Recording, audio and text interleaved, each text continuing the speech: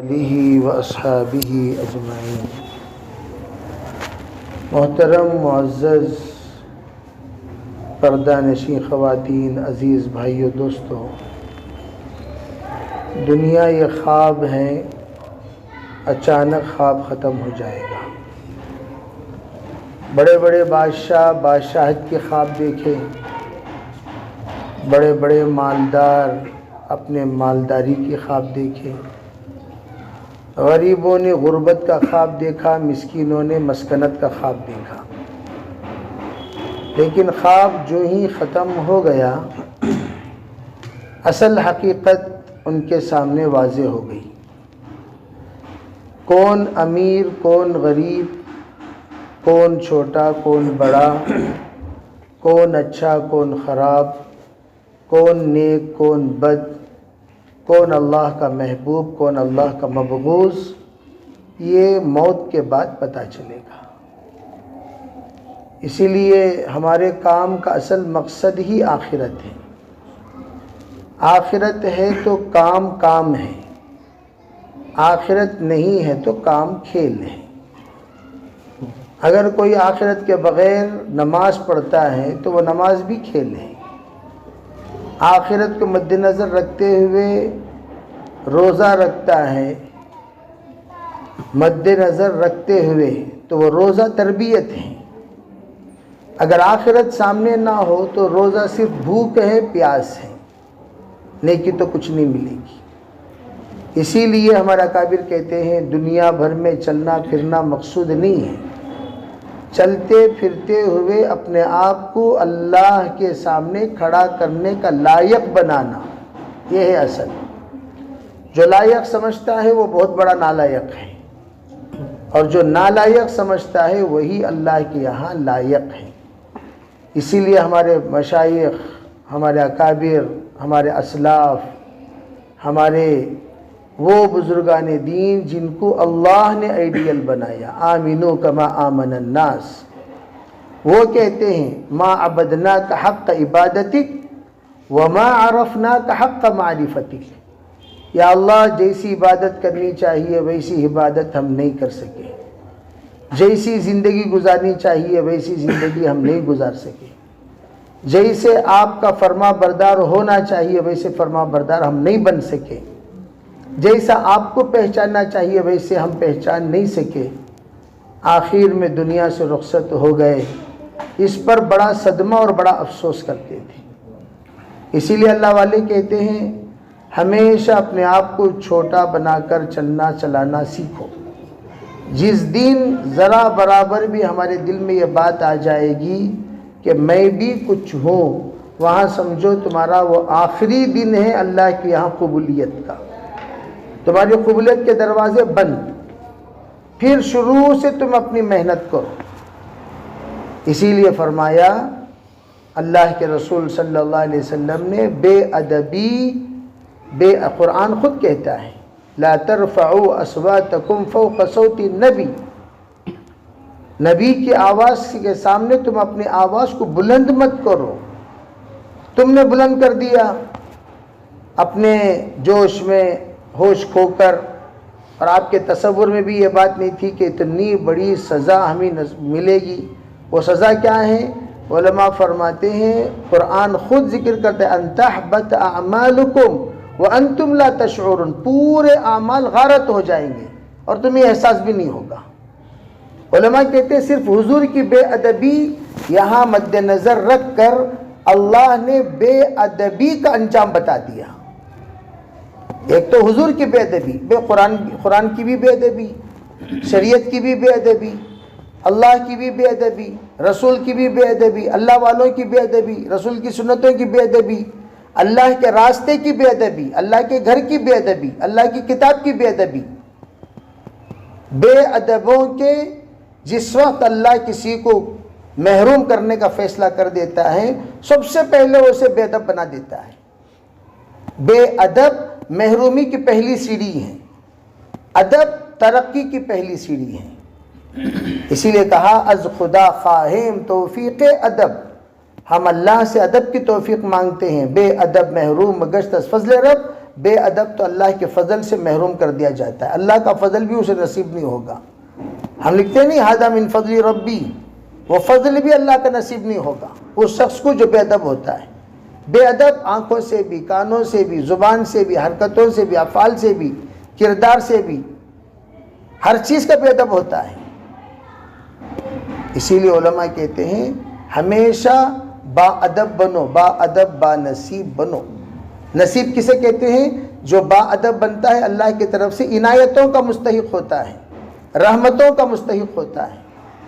اتنا ادب صحابہ فرمایا کرتے تھے، حضور صلی اللہ علیہ وسلم کی نظروں سے نظریں نہیں ملاتے تھے کبھی بھی، اور اتنا ادب فرماتے تھے کبھی اللہ کے رسول علیہ السلام کہہ دیں کوئی بھی بات تو اس پر ایک سیکنڈ تاخیر نہیں ہوتی تھی عمل کرنے میں، اور اتنا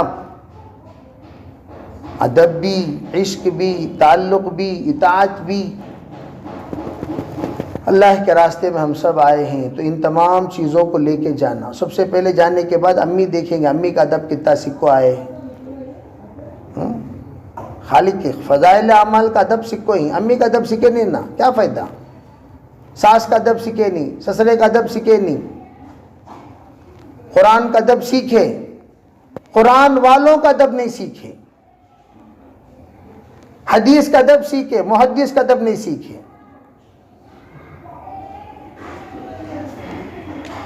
تو لوگ غیر ذی روح کی تو ادب کرتے ہیں، ذی روح کا بے ادبی کر دیتے ہیں۔ اللہ کا ادب، اللہ والوں کا ادب، اسی لیے اللہ فرماتے اگر تم میرے دوست کو بھی ناراض کرو گے میں جنگ کے لیے آ رہا ہوں، من آذى لي وليا فقد آذنته بالحرب۔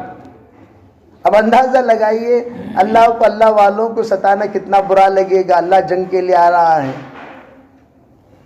تو علماء فرماتے ہیں ادب سیکھنا ہے تو پورا سیکھو، جیسے گاڑی سیکھنا ہے تو پورا سیکھو۔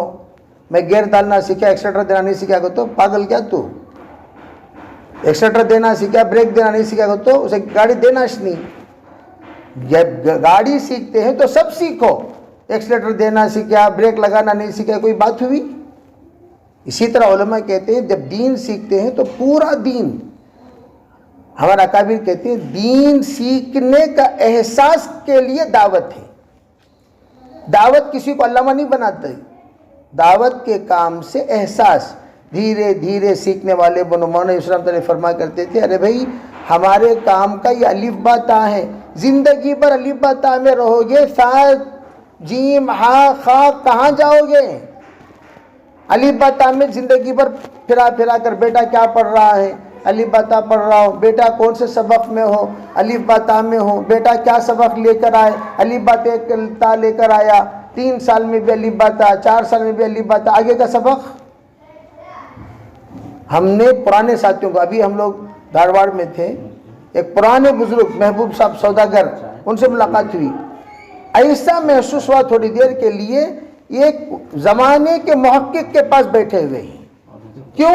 اتنی گہری باتیں، اور ہمارے جو عام ساتھی بیٹھے ہوئے تھے وہ کہنے لگے حضرت ہمیں تو یہ باتیں سمجھ میں ہی نہیں آئی۔ کیوں؟ وہ ایک دعوت کا ساتھی ہیں لیکن طلب کے ساتھ چلے، طلب کے ساتھ چل چل کر اتنا سیکھا علماء سے، اتنا سیکھا بزرگوں سے، اتنا سیکھا محدثین سے، اتنا سیکھا مفسرین سے کہ وہ خود گہری گہری باتیں اشارے اشارے میں کرنے والے بن گئے۔ ہمارے ساتھی جو ساتھ میں تھے وہ صاف کہنے لگے مجھے تو کوئی بات سمجھ میں آئی ہی نہیں، اتنی گہری بات تھی۔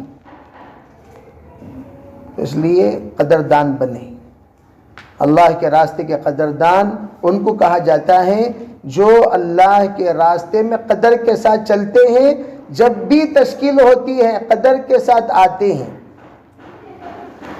اس لیے کہا جاتا ہے پہلے ترتیب پر جمو، بعد میں تقاضے پہ جمو۔ پہلے 5 وقت کی نماز پڑھو، بعد میں تہجد گزار بنو۔ 5 وقت کی نماز پڑھتے نہیں، تہجد پڑھ، میں تہجد گزار، 5 وقت کی نماز ہے، ارے 5 وقت کی نماز کا پابندی کے ساتھ تہجد، 5 وقت کی نماز کی پابندی کے ساتھ سنتیں، 5 وقت کی نماز کی پابندی کے ساتھ نوافل، 5 وقت کی نماز کی پابندی کے ساتھ اشراق اور چاشت اور اوابین۔ اس کے ساتھ تو ہم پہلے ترتیب اپنی زندگی میں بنائیں. میں ابھی آج صبح ایک جماعت کی واپسی تھی, میں کہہ رہا تھا کہ ہم واپس جاتے ہی سب سے پہلے لوگ ہماری زبان سنیں گے. جاتے ہی امی یہ کیا ہوا وہ کیا ہوا تو گیا ستیاناس. جاتے پہلے گھر میں 2 رکعت نماز پڑھو. مرد حضرات اس لیے کہ وہ مسجد میں جانے کی عادت تو نہیں ہے, کہاں ہے, خالی بولنا سوچ ہمیں کرتی کہاں. واپسی کے آداب میں خالی بولنا سوچ. مرد حضرات کہاں جانا, عورتیں جاتی کیا, رہتی کیا بھائی, کہاں جاتی. بیرون سے آپ کو نہیں جاتے, اندرون تو دور کی بات, کہاں جاتی. تو ہم نیت کریں انشاءاللہ آداب کے پابند بنیں. جتنا آداب کے پابند بنیں گے اتنا اللہ دعوت پہ استقامت دے گا. جتنے آداب کے ساتھ بے ادبی کا معاملہ کریں گے اتنا دعوت سے دور ہوتے چلے جائیں گے. دعوت صرف وقت لگانے کا نام نہیں, تربیت کا نام ہے. تربیت کا نام دعوت ہے. تربیت ہو گئی, ماننے کی صفت آ گئی. ماننے کی صفت آ گئی, جو بولیں گے وہ کریں گے. آج امت میں سب سے زیادہ اس چیز کی کمی ہے.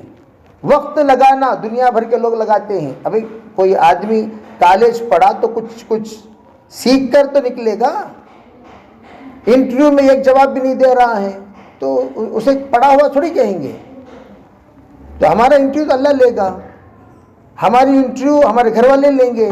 کتنا سیکھو آپ کو, جیسے مولانا یوسف رحمۃ اللہ فرمایا کرتے تھے, ہم کتنا سیکھے ہیں واپس جانے کے بعد ہمارے بچے محسوس کریں گے, ہماری ماں محسوس کرے گی, ہمارے باپ محسوس کریں گے, ہمارے بھائی محسوس کریں گے, ہمارے رشتے دار محسوس کریں گے کتنا سیکھ کے آئے. وہیں پر وہ اندازہ لگا لیں گے کتنا سیکھے کتنا نہیں سیکھے. اس سے نیت کریں انشاءاللہ واپس جانے کے بعد ہم جو باتیں اب تک بتائی گئیں, قسطوار بتائے ہوں گے, بہت سارے ساتھی بہت ساری باتیں قسطوار بتائے ہوں گے. ان تمام باتوں کو, اور ہمارے خواتین کے اندر بھولنے کی بڑی پرانی عادت ہو. ان کے آئٹمہ کبھی بھولتے نہیں, ہمارے آئٹمہ بھولتے نہیں. ان کے آئٹمہ زندگی میں بھولتے نہیں. ان کو پوچھو فلاں شادی میں کون کون کیا کیا پہن کو آئے, پورا لیں گے, لسٹ گنائیں گے. فلاں حضرت کیا جی بات کرے پوچھو, وہ سب نہیں معلوم. اسے یاد رکھنا ضروری بھی نہیں سمجھتے انہوں. تو ان سے کہنا چاہیے بھئی ایک کام کرو, جو عزائم آپ نے کیا وہ عزائم انفرادی طور پر, جیسے انفرادی عزائم کراتے ہیں, آپ لکھو اپنے عزائم اور لکھ کر اپنے پاس رکھو. ایک دن آئے گا ہم پوچھیں گے ہاں بھئی وہ عزائم کی چٹھی کیا ہے, ذرا بتاؤ کیا کیا لکھ کر ہیں اس میں عزائم لکھے ہوں گے. وہ عزائم پر تجدید نیت کرا لینا. کیا کرا لینا بھئی, ہاں, عشرے کے کچھ عزائم بلند ہوتے ہیں بمقابل 3 دن کے. 3 دن کے عزائم سے بڑھ کر عشرے کے ہوتے ہیں, عشر سے بڑھ کر چلے کے ہوتے ہیں, چلے سے بڑھ کر بیرون کے ہوتے ہیں, بیرون میں بڑے بڑے عزائم. آنے کے بعد وہ عزائم مختصر. میں تو کہتا ہوں زندگی میں سانس لیتے ہوئے بھی اللہ کے سامنے کھڑے ہو کر یہ کہہ سکنا کہ یا اللہ یہ سانس بھی تیری رضا کے لیے میں لیا. خالی یقین سے کام کرنے کا نام دعوت نہیں ہے. جیسے صدیق اکبر, یہ کام کس نے کیا, حضرت نے ہاتھ اٹھایا. یہ کام کس نے کیا, حضرت نے ہاتھ اٹھایا. یہ کام کس نے کیا, حضرت نے ہاتھ اٹھایا.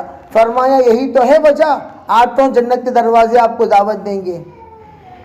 حضرت مولانا اسلام فرمایا کرتے تھے دائی اسے کہتے ہیں جو تمام شعبوں میں پیش ہو. خالی گشت میں دیکھے تو سامنے, خدمت میں دیکھو تو خدمت پیچھے, خدمت میں بھی آگے رہنا چاہیے. کام کا چور نوالے کو حاضر کر دے, کام کا چور نوالے کو, کام خدمت کے ٹائم میں بھاگ گیا, دکھاش نہیں, نوالے کے ٹائم پر حضرت والا پہلی صف میں حاضر ہو گئے ہیں. تو اس لیے خدمت کریں گے بھائی انشاءاللہ. کہنے کو تو بہت ساری باتیں ہیں, اس وقت کا دامن بہت تنگ ہے.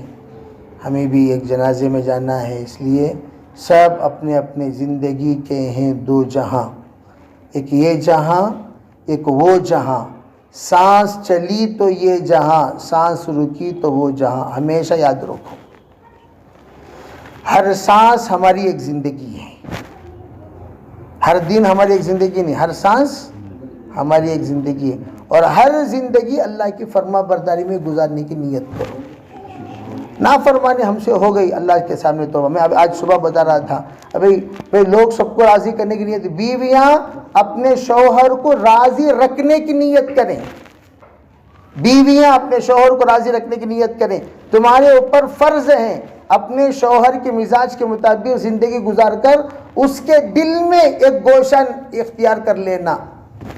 شوہر کے دل میں ایک گوشہ آپ کے لیے ہو، ایک محبت آپ کے لیے ہو، ایک تعلق آپ کے لیے ہو. اور یہ 1000% اس بات کا یقین کریں، میری بیوی مجھے پوچھے بغیر قدم آگے نہیں اٹھا سکتی. یہ اتنی اطاعت ہماری ہونی چاہیے. نفل مت سمجھیں آپ، بلکہ بیگمات یوں سمجھیں اللہ رسول کے بعد تیسرا درجہ شوہر کا ہے. شوہر کی بات مانے. من اذا صلت خمسہ، 5 وقت کی نماز کی پابندی، اپنے روزوں کا اہتمام، شوہر کی اطاعت، اور آگے فرمایا کہ اس کے ساتھ و ساتھ اپنے پردہ اور حیا کی حفاظت. اگر یہ 4 کام کر لے گی تو جنتی بن جائے گی. اور اتنا تک حضور نے فرمایا اگر اس حال میں کسی خاتون کا انتقال ہو، شوہر اس سے راضی ہو، سیدھے جنت میں. سب خواتین ماشاءاللہ ہر جگہ پر مقام علیاء پر ہیں،